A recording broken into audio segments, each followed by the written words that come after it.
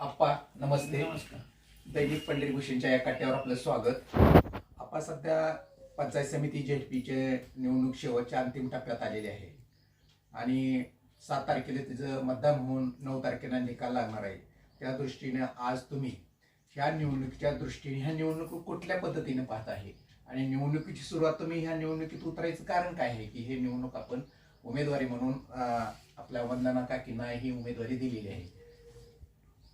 कसं आहे, आमच्या घराण्यात पहिल्यापासून भाऊंच्या पासून मोठ्या मालकांचे त्यांच्या एकत्र काम करण्याचे आम्हाला वारसा आहे.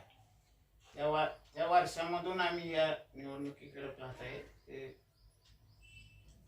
आणि तुम्हाला भावांचा वारसा असेल किंवा मोठ्या मालकांचा वारसा असेल, पण आज ही निवडणूक लढताना त्यांची तुम्हाला काय उणीव वाटते का, काय उणीव भासते का? नक्कीच उणीव बसते ना त्यांची. त्यांचं मार्गदर्शन हे आम्हाला खूप मोठं होतं, म्हणून त्यांची उणीव ही बसतेच आम्हाला. मला एक सांगा की भाऊ ज्यावेळी राजकारणात होते, गादेगाव बरोबर तालुक्याचं राजकारण करत होते, की त्यावेळी ज्या गावात योजना होत्या त्या योजना भाऊनी सभापतीच्या माध्यमातून उपसभापतीच्या माध्यमातून अशी तुम्हाला कुठल्या योजना तुम्हाला आठवतात की त्या आज आम्हाला फायदेशीर ठरणार आहेत? आता सगळ्यात महत्वाचं ते या योजनामध्ये आपली घरकुल योजना तालुक्यात म्हणजे तालुक्यात म्हणा किंवा जिल्ह्यात म्हणा, आपल्या गादेगावला सगळ्यात जास्त घरकुल भाऊनी त्या पंचायत समितीच्या माध्यमातून दिलेले आहे. त्याचप्रमाणे भाऊ भूविकास बँकेचे चेअरमन असताना संपूर्ण जिल्ह्यात ट्रॅक्टर शेती उपयोगी जेवढे हे आहेत त्याच्यासाठी सगळ्यात जास्त कर्ज पंढरपूर तालुक्यात भाऊनी दिले. आणि असं तुम्हाला कुठला एखादा प्रसंग वाटतो की भावने ती ह्या निवडणुकीच्या दृष्टीच्या माध्यमातून लोकांसाठी केलेलं काम असेल की ते आजही तुमच्या स्मरणात आहे? भावने असं कुठलं काम केलं की ते आज आमच्या स्मरणात आहे, गावासाठी असेल, तालुक्यासाठी असेल? आपला ह्याच्यावरचा पूल, आपल्या कोर्टीवाड्यावरचा पूल, हे त्यावेळेला भाऊनी केलेलं. ती म्हणजे येण्या जाण्याचा रस्ताच त्यावेळेला आपल्याला नव्हता. नदीला पाणी आलं, ह्याला पावसाचं पाणी ओढ्याला बंद होत होतं. तो पूल एक महत्वाचं काम वाटतं.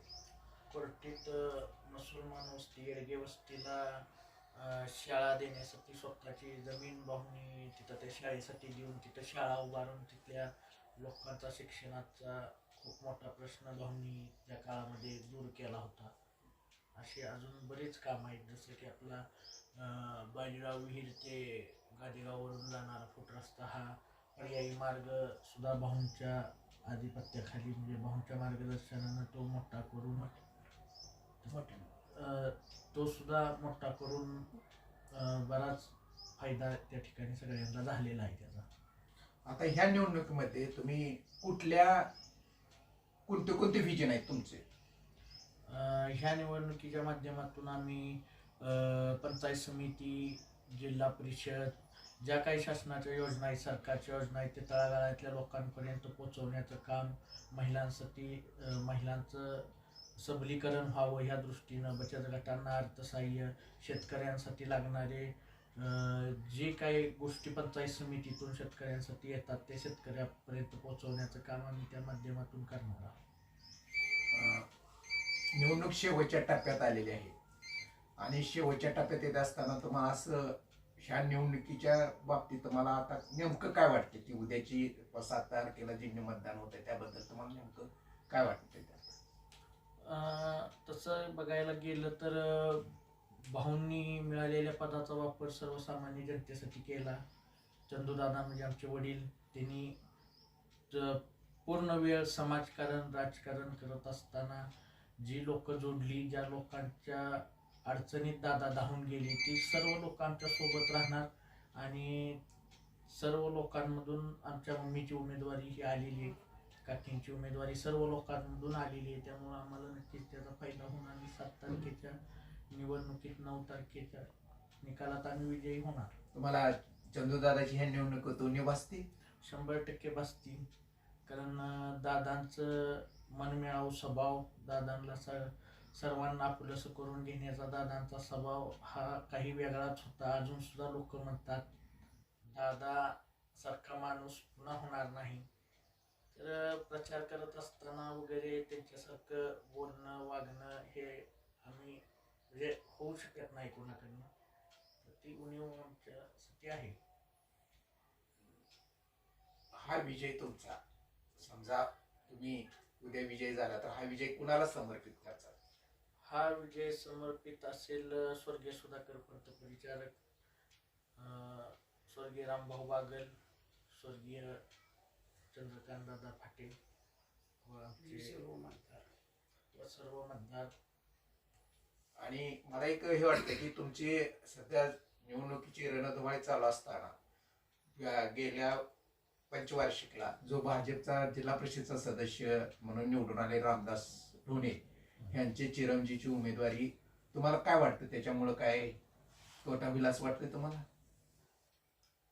असं काय इतका तोटा नाही होणार आणि त्याच्यावर मार्ग काढण्याचा प्रयत्न आमचे नेते प्रशांत मालक करत आहेत. आणि तुम्हाला ह्या दादांच्या सहानुभूतीचा फायदा वंदना काकींना मिळेल अशी 100% खात्री आहे? त्यातनंच उमेदवारी समोर आली. आणि त्या माध्यमातून तुम्हाला ह्या जनतेला काय सांगू शकताल की काय सांगताल की आम्ही निवडून आल्यानंतर काय करू शकतो? ज्याप्रमाणे भाऊनी किंवा दादानी इथं काम केलं, पंचायत समितीच्या माध्यमातून भाऊनी काम केलं, तेच त्याच पद्धतीनंच आम्ही पुढे लोकांना इतर ज्या योजना आहेत सगळ्या पंचायत समितीच्या किंवा जे जिल्हा परिषदच्या, त्या योजना आम्ही इथपर्यंत गावापर्यंत शेवटच्या माणसापर्यंत पोहोचवण्याचं काम आम्ही करू. आणि प्रशांत मालकांच्या मार्गदर्शनाखालीच करणार आहे आम्ही. ओके ओके, ठीक आहे. आपण इथेच थांबू. तुम्हाला ह्या निवडणुकीसाठी खूप खूप शुभेच्छा. लवकरात लवकर 9 तारखेला गुलाल अंगावर घेऊन तुम्ही गावात यावं ही अपेक्षा. नमस्कार.